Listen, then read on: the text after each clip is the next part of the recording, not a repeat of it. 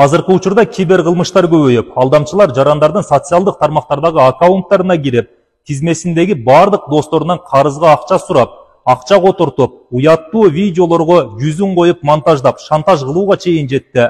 Азыркы учурда WhatsApp'та тарап жаткан бир катар SMS-терди көрсөтөбүз. 1990 жана 2024 жылдар аралыгында иштегендер Эмгек жана социалдык өнүгүү министрлигинин 25 000 жөлөк пул алууга укуктуу. Тизмеден өзүңүздү текшериңиз. Фото конкурска катышып жаттым эле, колдоп коюңуз. Сенде 340 000 барбы эртеңкиге чейин? 5300 сом берип турчу, 2 саатка жетпей котором. Бул билдирүүлөрдүн бардыгы жалган. Жакын адамыңыздан же бейтаныш номерден күтүүсүз SMS келсе, эмоцияга алдырбастан окуянын чын төгүнүн тактап алыңыз. Жеңил акча табууга чакырган билдирүүлөрдү көрсөтөбүз. 5 минутанын ичинде 27 000ден 155 000 сомго чейин иштеңиз. Туристик агенттиктер аркылуу күнүнө 1000ден 8000 сомго чейин табууга болот.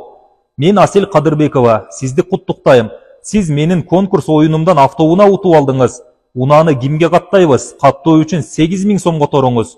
Бул билдирүүлөр дагы жалган. Урматтуу жарандар, эч ким эч качан оңой жол менен акча бербей тургандыгын эстен чыгарбаңыз. Өз каражатыңызга сак болуңуз. Жеңил акча капканда гана болот.